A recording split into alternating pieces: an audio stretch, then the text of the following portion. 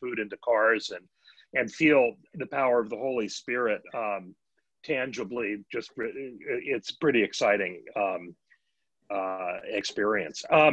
So we at St. John's, you know, I think as we all have been struggling for some time now to think about how we want to engage more faithfully with our community.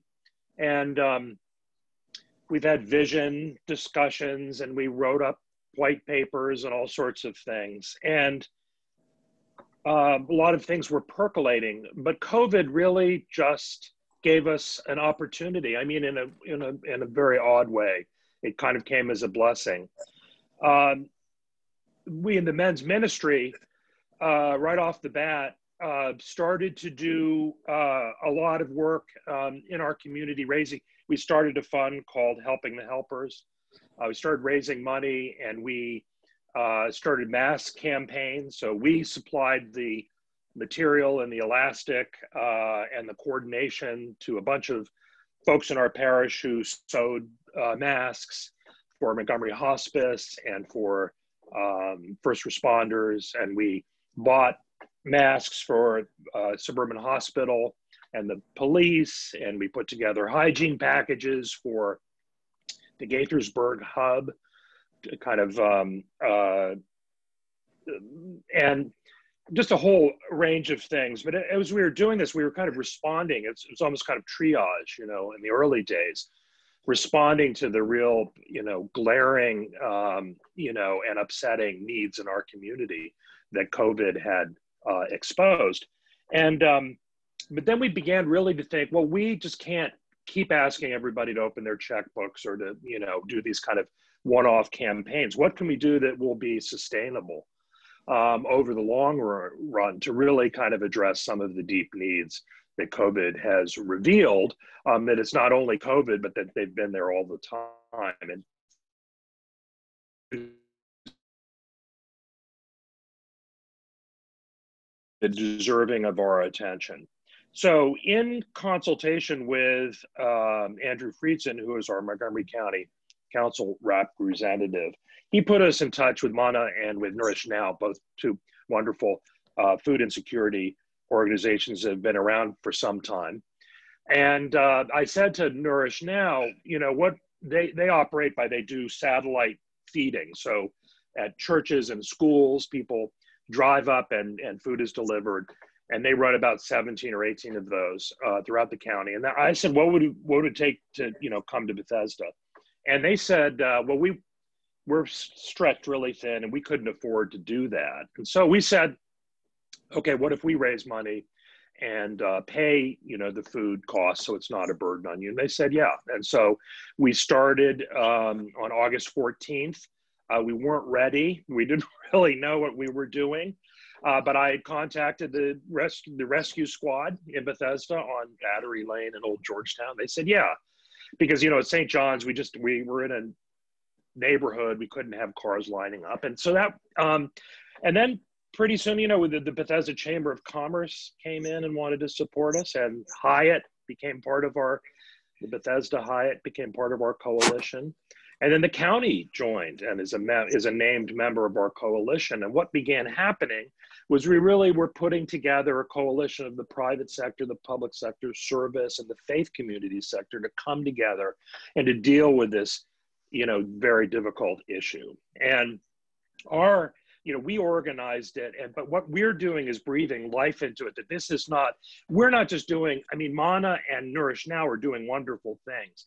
But what we envision and what we add to the table is really just even a bigger kind of umbrella to talking to people and to being there in our community for those in need. So that's so when we talk to when I talk to our volunteers, and we get 25 volunteers on Friday afternoons when we do the distribution, which I'll talk about in a little bit, we, you know, talk about COVID and things like that. But then I get into really, okay, what are we here for? And it's not just the calories, you know, to hand out that, but it's really to share our love and our generosity, that we're all in this together. And it's remarkable to see people come in and to feel that. People, there have been a number of cases where people kind of just burst into tears. You know, we're loading food in their car and they are just overcome with this. And what we really want to do is just have one, you know, just really hug people, though we, of course, we can't hug people literally. Figuratively, we're hugging them in a big way. So how does this work? Okay, and as of 2 weeks ago, with the encouragement of the county, we decided that we were just going to take everything in-house, and St. John's was going to set up all the organization. We were going to order the food, pack it at church on, and then do the distribution and the transportation of food. And it's a lot more work, a lot more volunteer things, but now it's much cheaper for us to operate this. And now we can give out more food and we can do it longer. So now this program, which was only going to be going for 6 months, but really we were at 3 months, you know, and then another 3 months. Now we're going to go for a year. It's very exciting. We're getting a lot of, you know, and just wonderful synergistic things are happening in our community around that. So how does it work? So we get a list. So the county has come in and given us some food vouchers. And so we, early in the week, we order the food and the produce, really beautiful, fresh produce, for the following week. So, and we're looking at about 220 family packages that we give out. And those are a big 10 to 12, 14 pounds of butternut squash and apples and tangerines and tomatoes and, you know, just green peppers. And it changes every week. It's wonderful. And then a big bag of shelf stable stuff, spaghetti sauce and tuna and peanut butter and, oatmeal and, you know, just all kinds of bread, all kinds of wonderful things. So they get those 2 packages, and it's a substantial amount of food, and it's wonderful. It's supposed to kind of, in essence, really feed a family of 4 for 5 days, 3 meals a day, for, you know, the better part of a week. So sometimes we get, you know, people will drive up and there will be 2 mothers, you know, with 2 different families. So we'll give them 2 of them, 2-pack food packages. And then another person will say, well, you know, my family is, we ask everybody who drives in, we don't ask them any personal information because of privacy, but we say, okay, what's your zip code? So we can kind of get an idea of where people are coming from. How many people in your family and how many children in your family? So that's how we figure out every time. We're about now serving food that will be served to about 1,000 people a week. So it's, you know, pretty serious amount of food.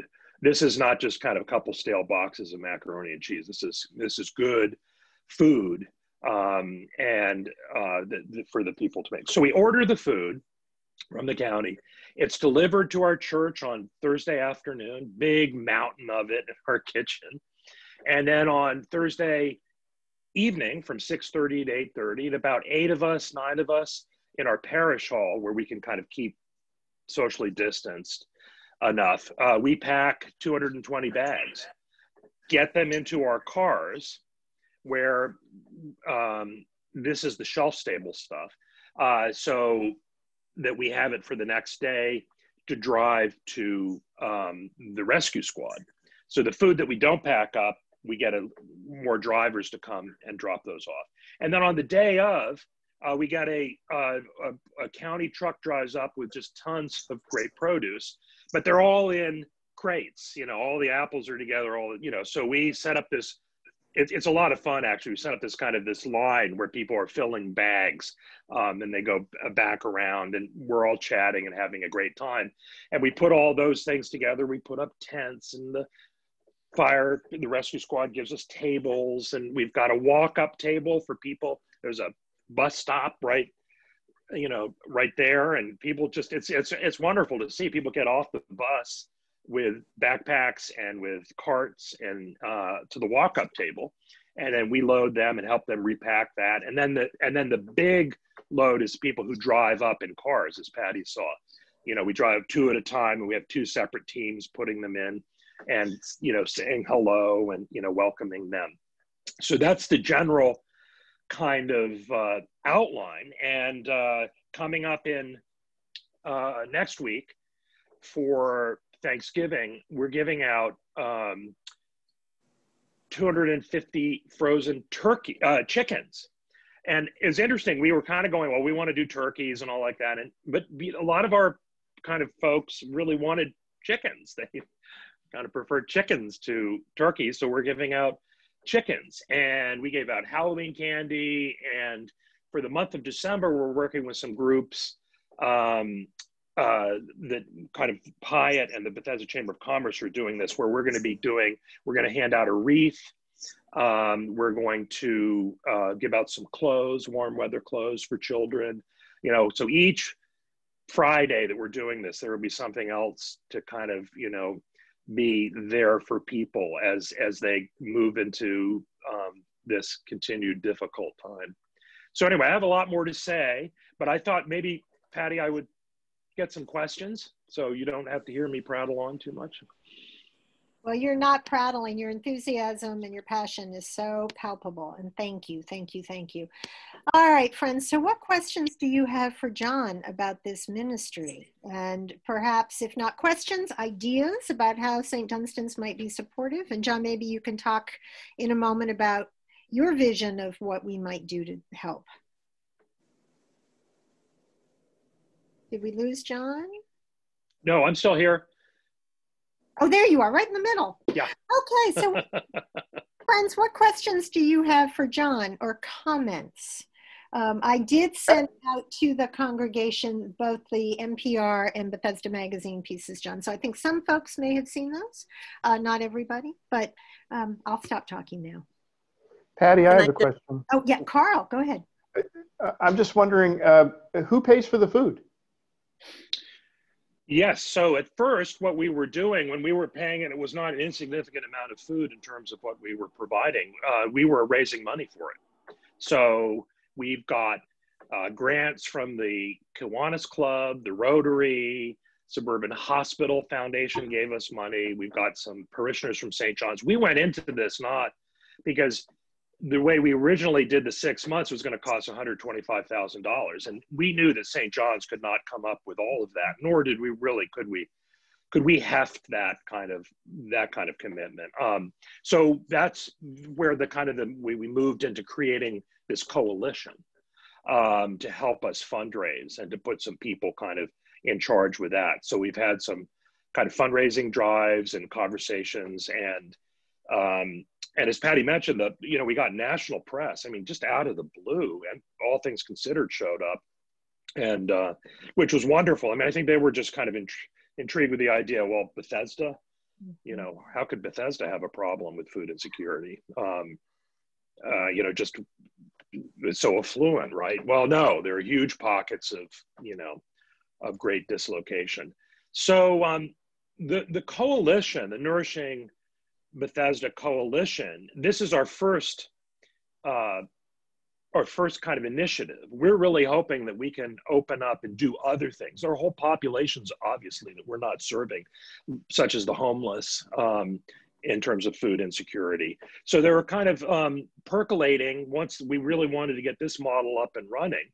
But we really have the eyes and ears of very different people in our community who are coming together in a way that they wouldn't have come together before COVID, even though the need was very good. It's sometimes we're really trying to make, hay while the sun shines kind of thing with this. So we're looking, and this is what it was so exciting. And I don't know where faith and, will guide us into what's open, but I do know that one thing that's been really terrific about this process for me personally has been the listening, the deep listening, and that I've kind of begun to do in terms of how we can bring our great, our gifts to the greatest needs in our community, and to kind of do that and to figure it out in a way that's, thoughtful and right is to really listen to what the needs are, and so we've been doing a lot of that. Yeah. Sue, and in addition, go ahead. No, I was just I thought we had another question. Sue has Yeah, it's Sue Carroll.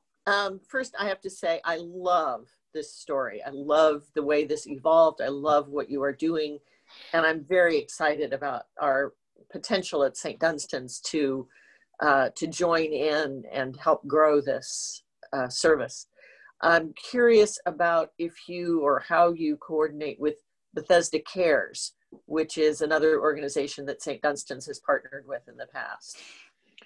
You know, we love Bethesda Cares, and you know, they started out in our basement 30 years ago. I did not know that. Yes, oh and then for years we had, you know, kind of their overflow coats and, you know, there, and so no, we have been in contact with them, and we have a zero food, you know, waste food policy, so that, for instance, sometimes in the ebbs and flows we won't have enough. Sometimes we're oversubscribed, but sometimes we're undersubscribed, so we'll have produce and food left. And the Bethesda Cares has been a big recipient of that. Excellent. So we take those back to because it's Friday afternoon and everybody's pretty much closing, but we take it back to St. John's, put it in the put stuff in the refrigerator that needs it, and then on Monday we get it over to Bethesda Cares.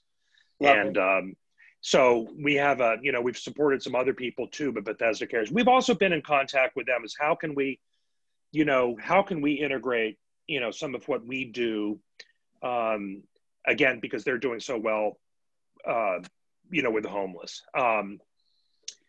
And it's interesting, the more you get into it, it's a little bit more complicated because it's not simply a matter of just volunteering to deliver food, you know, for them.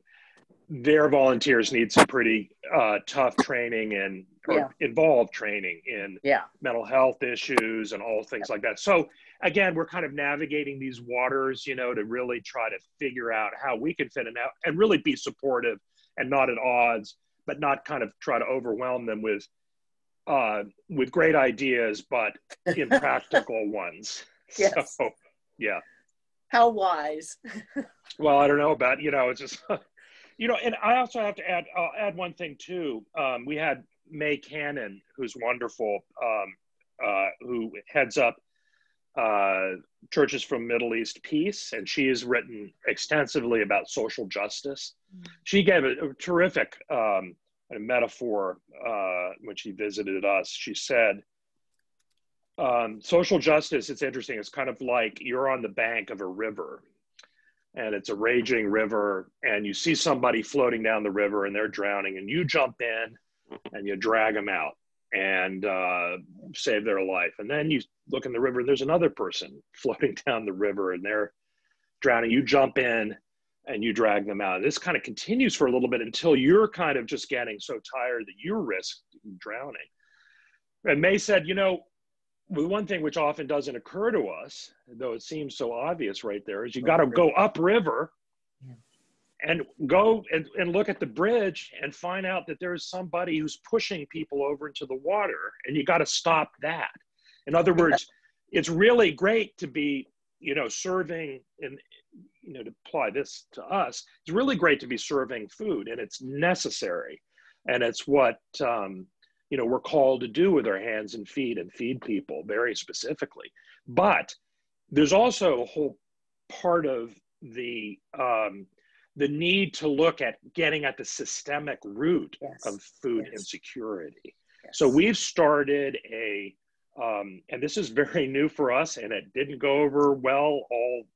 You know, we had a lot of discussions, heated discussions about our role, but we have a social advocacy group. And we're trying to move forward, and we've written a few letters to our politicians.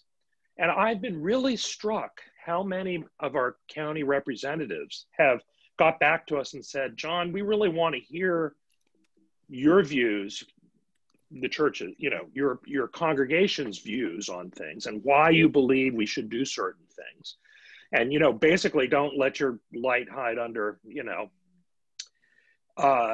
don't let your light hide. Come out and really say, okay, this is what we believe and we want. They're eager for us to hear that. They want us to hear that. And they are so engaged with, so they've just been so supportive with this food drive and some other things we've done, because we want to do nurturing We want to also look into nurturing, as we've done in the past with Bethesda Cares and Montgomery's Hospice, which also started in our basement.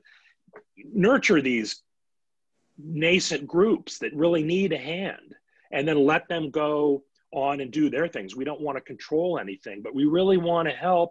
And we kind of are beginning to see ourselves more as agents in our community to set up and encourage groups that can really, look at these needs.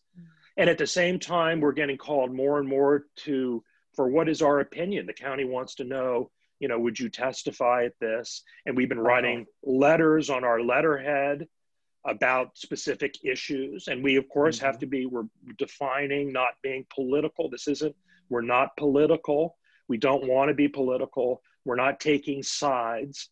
We are, this is not a Democratic or Republican thing. We're fighting for social justice. We're looking for what justice looks like in our community and trying to guide the conversation. So that's why I'm particularly excited about Nourishing now. We are framing this family food distribution in a way that is not just, again, like I said, handing out food, but it is all part of a community. And so that's what we as faith, in a faith community, what we can really add, our added value. Sure, we got a lot of volunteers and stuff, but what we really add into the big picture is we can begin to help people frame, this conversation about how we need to come together as a community in some of that language that just, for some reason, seems to escape a lot of well-meaning people, who don't come from it that direction. They want to help people, but they can't frame it the way we can. And so I'm thinking, wow, this can be some of, an important part of our role as we struggle, as everybody does in the 21st century, to figure out, okay, who are we as Christians today? What is our role in the community? And, how can we move the conversation into places where social justice, and we've had a lot of discussions. What is social justice? What does that look like? And what does the world we want to create look like? And so that's kind of exciting. So, and, that's, and again, we can get together with St. Dunstan's, and write a letter to our Montgomery County folks in the government there, when they're in the middle of a budget and they're teetering between, we can't spend so much money on these issues, we got to cut back. And, there are moments when it's really important for, us to speak out. And like I said before, what's been such a shock to me, we're not seen as a nuisance. They really want to hear what we have to say. That's good government. Mm-hmm. Other thoughts or questions from this group or observations? We're putting together a sign-up genius. So, which I can get to Patty and there's a kind of just all kinds of different ways depending on your availability during the week or not, there are all kinds of opportunities to get involved and see how it works, because it's pretty exciting to that. Another thing that we're really looking at too, that I wanted to mention, and I've been working with Ann Dursey, our deacon, and I'm sorry she couldn't be here today. She's at running a forum at St. John's right now. That we really walking into this also too is to give opportunities for our parishioners and other people in our community, an opportunity to feel what it's like to volunteer. And amazing things happen, as you all know, when you feel what it's like. The joy of giving, of course, you get so much more back than you give. I don't know how that works. It's one of those divine mysteries, but it is there. And so we really are thinking of ourselves too as creating disciples, really helping people take the next step on their faith journey. So by offering these different kinds of opportunities, we're running to now a thing about, you know, for $15, you can buy a Thanksgiving dinner for somebody who might not, a family who might not be able to do it. This is not, again, just a matter of money transfer, though that, of course, is a part of it. It has to be. But really, it is a reaching out to people and saying, you know, this is a muscle that you can flex. You can do good in this world. You can write a check. You can come pack. You can come, you know, wave traffic or set up traffic cones, or you can put food in people's car, and to get that understanding that that is really such a critical part of who we are as Christians, and to really exercise that. And it is a muscle, you know, and once you do that once, we're just getting tons and tons of people who want to do more. Wow. This is like the gift that keeps giving. So, wow, you know, what else can we do? And how else can we be? And I don't have those answers.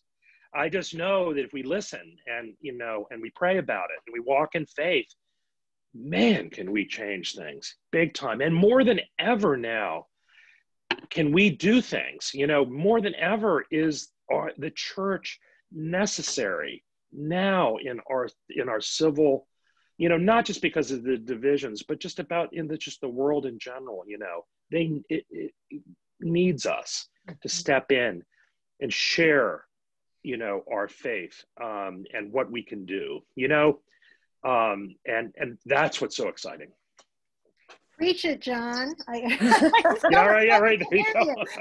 I have a question for you that came up because we had a preliminary conversation about Nourishing Bethesda at our last vestry meeting, just to kind of get people excited about it. And someone asked the question, which is a great one, about how young can volunteers be? Yes. So if we have some youth who would like to volunteer, I was really thinking about when you were talking about making disciples, right?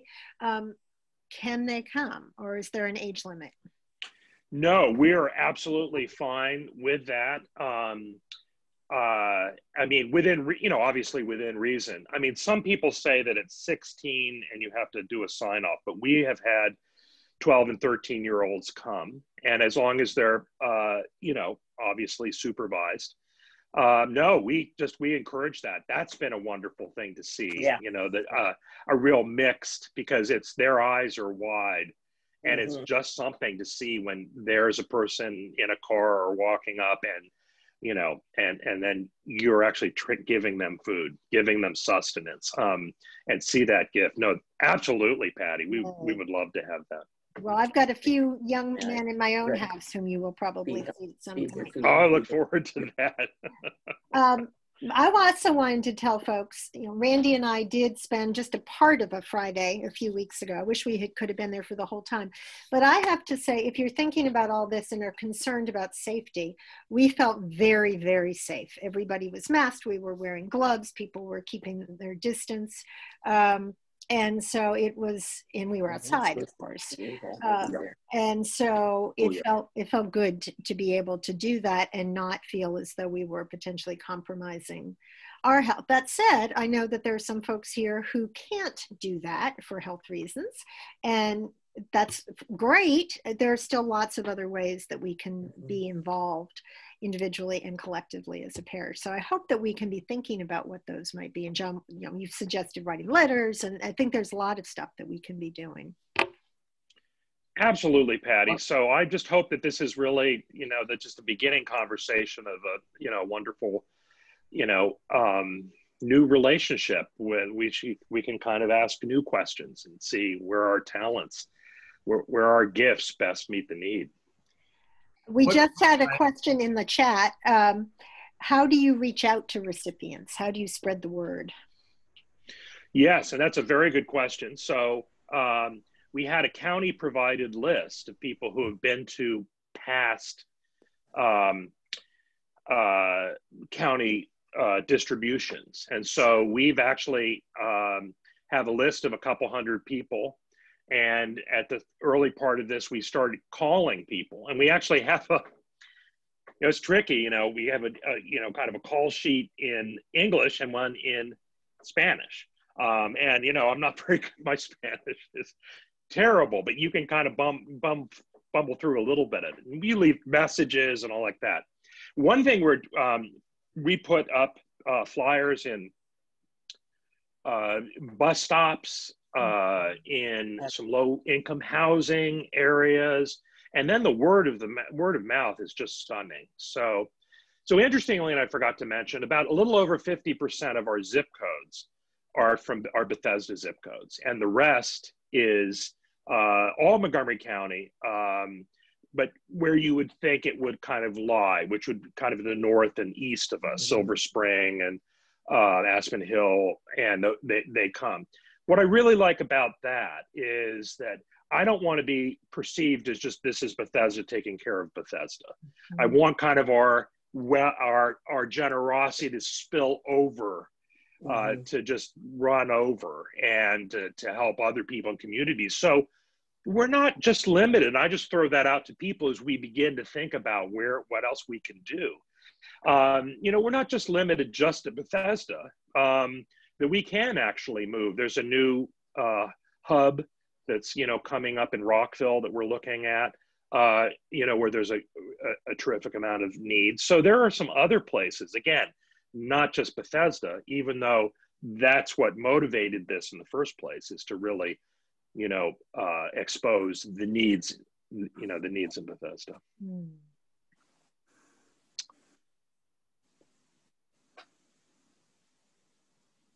Other thoughts, questions?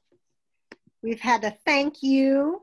Thank you for sharing this wonderful opportunity with us. We had a note in the chat. If there's nothing, I don't want to foreclose conversation. Is there anything else that comes to your mind? It also doesn't have to be the end of the conversation. I hope that this is the beginning of quite a long conversation. Yeah. Peta, did you want to say something? Yeah, I have a lot of my brain is bursting with thoughts. Because like on the one hand, I have the compartment thinking about where you could go from here, and thinking about just like the need to collect some amount of data to inform the advocacy work you'd want to do at the county level.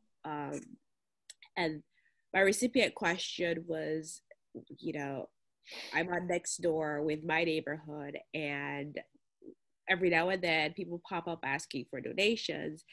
And one of the things I've had a problem finding are places,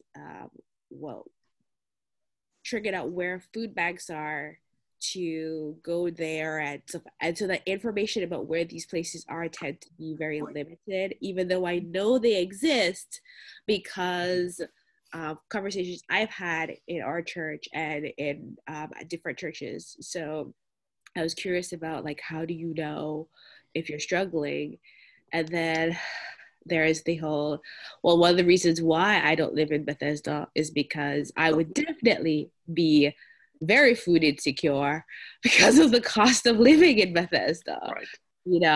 And so like I'm thinking about that as well. So I'm just thinking about a lot of things in my head, and they're not really organized. I have a lot of thoughts and plans, and I go,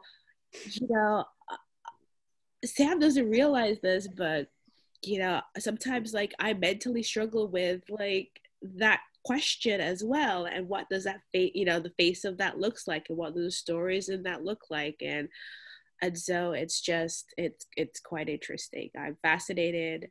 I am affected. I am affected, motivated, and all around just thinking. Thank you for sharing that. That's such a good place to be, because you're just open to listening and figuring, and wrestling with it, right? Because that's where we all need to be in terms of, I think, and the county has a website, getting back to, you know, all the data stuff too. The county has a website that lists all the food distributions. There's a 311 county number. So we have a sheet that we hand out because sometimes we run out of food very quickly. And I've had to go to 75 cars waiting in line and say, I'm sorry, we ran out of food. And it's heartbreaking to see that. But I give them a sheet that talks about other food distributions and then directs them to call 311, which is a county service line. And you can talk about getting food and where to get food through, you know, through that. And just now, and I'll just add, just this last week, we decided, because our food distribution falls, Christmas is Friday, you know, and so we can't do it on Friday, but we're going to do it on Thursday. We figured out, how are we going to tell people, you know, and how do we communicate? So we just now started asking voluntarily for phone numbers, so that there's some systems where we can buy a monthly thing and text people. So we are kind of trying to build a robust database of people who are affected, and, you know, and it's great, you know, so yeah. Question? Yeah, Ray. Sure. Yeah, I had a thought, building on what Peter was saying. That information, in our daily lives, we run across people who know people or need the information about where to go, and it has to be simple, but we could add to our weekly bulletin just a phone number to that point. If you know somebody who needs food assistance or have heard of them, here's where you call or here's where you go. Yes. Very, very simple outreach ministry for all of us. That's a very, very solid idea. Absolutely. And we could put and that if you guys have listservs too, if you have neighborhood listservs too, you know, that's a good place to, you know, we have flyers and stuff like that that list all the details. And I'm working now, I just got nourishingbethesda.org. I just bought the domain name. I'm going to try to get a website, so, you know, and so we can make it easier for people to find information out about what we're doing and stuff like that. So, Fergie, did you want to share what you were telling me? Sure. I mean, in South Carolina, the United Way actually compiles these figures. And so they are responsible for, I mean, if you want to know where food banks are, where helping organizations are, they compile them every year.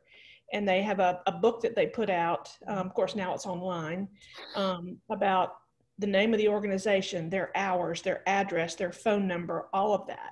And I'm wondering if there's not an organization in Bethesda or surrounding that already does this type of compilation, that already does this type of statistic work. And it would be great to have that, so that then you can sort of inform people around that. And then we have several in my town, Episcopal churches, that have food pantry banks, things like that.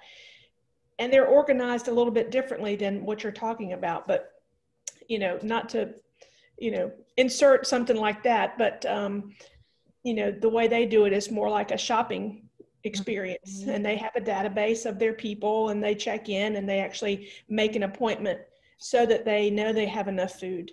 So that they make an appointment with the church, and they have a database of, you know, how many times they've come. And basically their food bank is set up in their gym, and they have a helper in the church that goes and shops with them. And so they get to pick sort of exactly what they need for their family and what they want, and, you know, stuff like that. So it's a little bit different, but it's still the same idea of getting your parish involved in the helping of someone else. And so, you know, I can talk with Patty about that and put that out there, but I did want to talk about the statistic part. There could be something like that that's already going on. It'd be good to sort of investigate that, and instead of reinventing the wheel, that might be helpful. I think the county is trying to do that, you know, so there will be some Nourish Now distributions. There's us, there are, you know, Mana is doing some stuff, and yeah, so yeah, but it's a really good question. I think we, you know, we're right at the moment now, and these are really great questions and ideas, because we were so focused at first just on the nuts and bolts, getting the food here and here and here.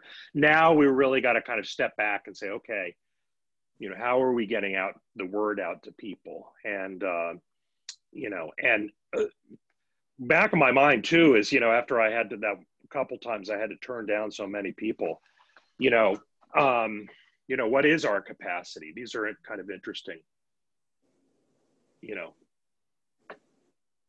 questions.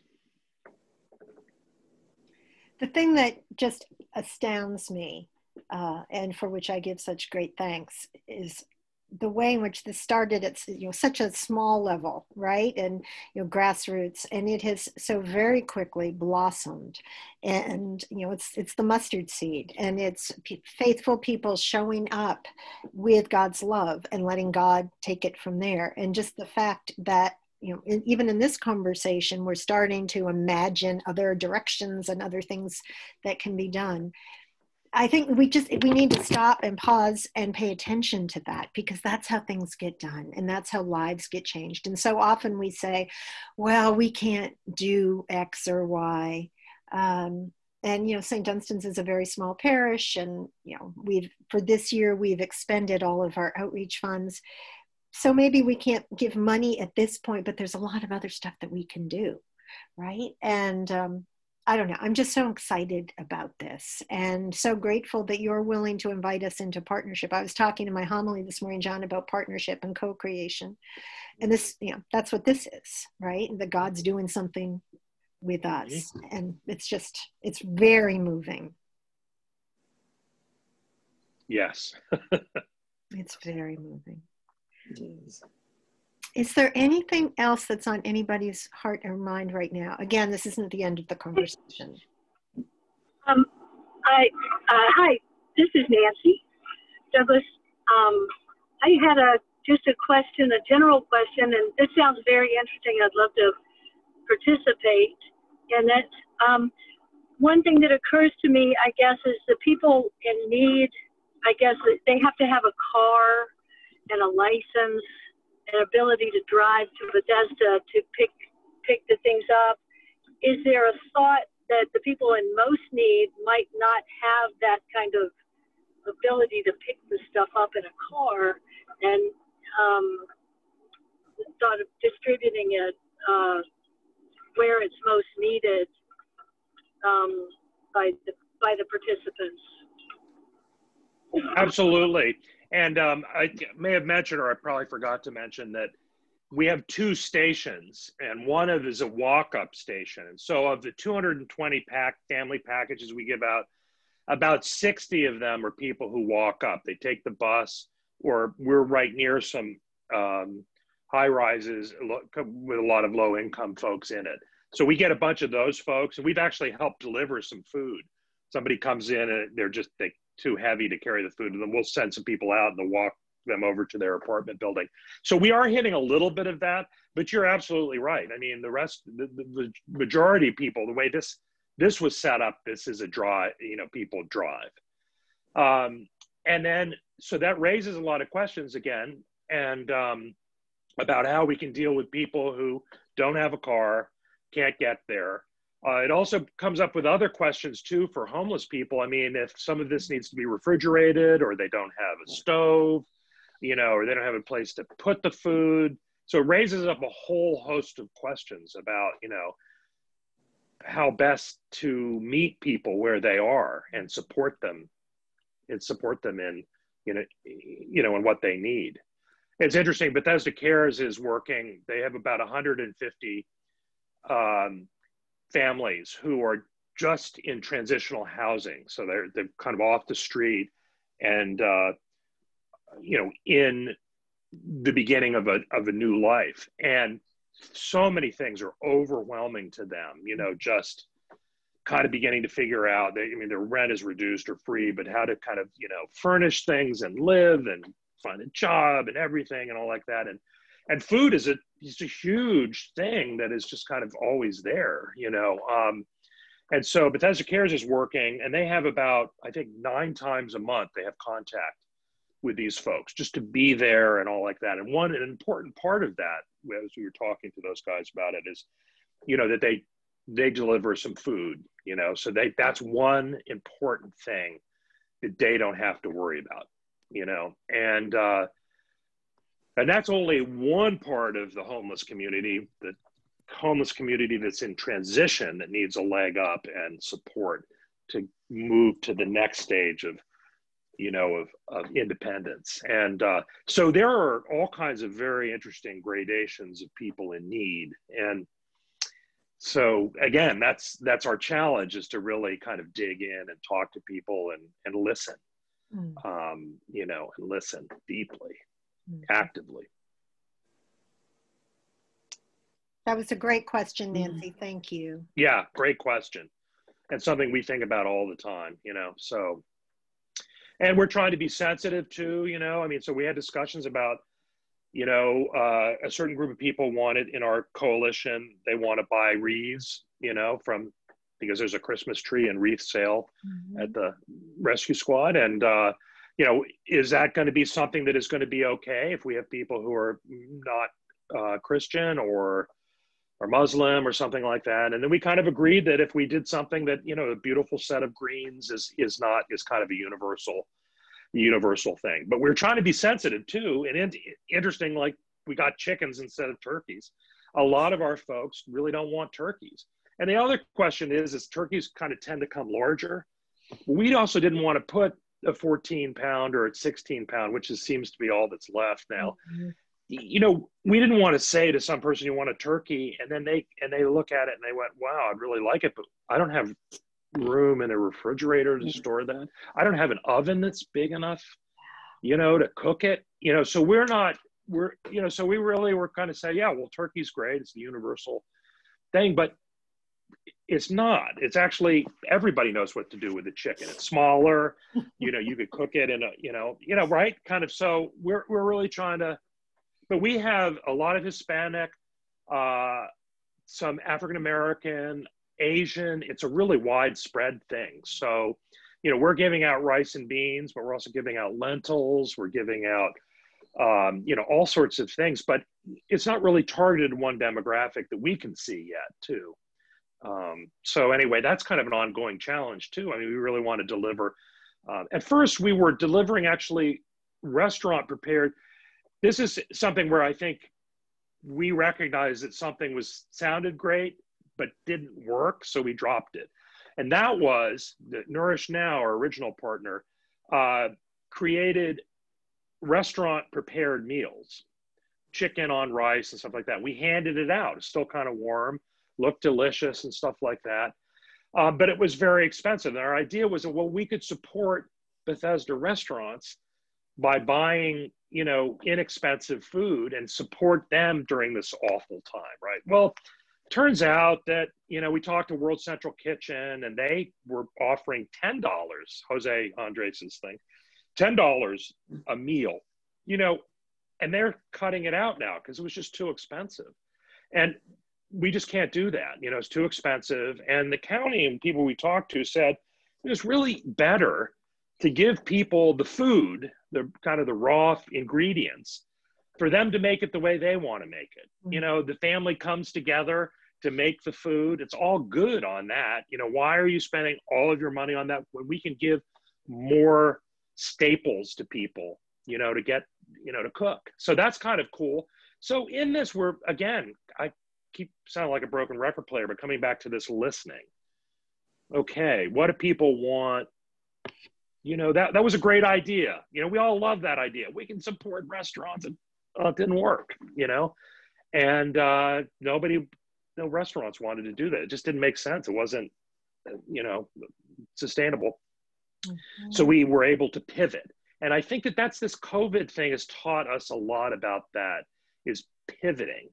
And one thing that's happening so much, I don't know if it's happening with you guys, but you know, our governance structure, you know, vestry meets once a month and all like that. And we're having a lot of decisions that we got to make kind of on the fly quickly. And so we're beginning to ask ourselves, okay, how as a congregation can we begin to adapt our kind of old fashioned, quite frankly, governance structure? Because we got to move faster, but of course we're process oriented. So we got to do things by the book. We believe in that. Can't, you know, so how, you know, so we're really having a lot of conversations about being more nimble in this environment, being more responsive, being better able to make some decisions, and to actually to walk into areas that are uncharted for us with the confidence that we'll ask the right questions and that we can come together, you know, to address, you know, governance issues, right? Who would have thought we would have been kind of talking about governance issues in COVID? But that's exposed our kind of glacially slow ability to respond to things, right? You know, and so things can so easily get run off the tracks with a couple people who go, well, I don't know, we can do that. You know, we have to talk, we have to take care of ourselves, you know, and that, you know, so how can we begin to kind of like think about those things? So that's, that's been an ongoing. I'd like to continue a conversation with you guys about what we're going through, and if you guys are going through that stuff too. So. Well, John, I think this is a great place to pause, because I think folks are starting to need to spin off to other things. But I will be communicating, of course, you will get an email from me, with the parish with more details. And we're just going to keep this conversation going. And John is very open to our partnership and involvement. So thank you. Thank you, thank you. Thank you all for being on and listening and sharing your good ideas. And thank you, John, so much for sharing this story, this mustard seed story of, you know, what can happen when people come together in faith and love. It's truly remarkable. My pleasure, Patty. And thank you, St. Dunstan's. This was an honor for me. John, I have to ask a question. I started recording this without asking your permission. Is it okay that I recorded this? Fine. Yes. Because I'd like to be able to send it out. If you said no, I would delete the recording, but I'd love to be able to send it out to folks who weren't able to be on the Zoom today, so that they can be part of the conversation. All right. All right. Blessings, everybody. You will be hearing more from me. I see Moki is there with Joey. Hi, Joey. And just that was peaky. That was peaky. So Joey now has a new family member and a new kitten. So where is the kitten? Let's see the kitten. Here, I'll grab him. He likes crawling on top of everything. Hi, Peaky. Oh. He's pretty big for a kitten, but compared to my other monstrous Maine Coon, he's but they're already fast friends. They've known each other for less than a week, but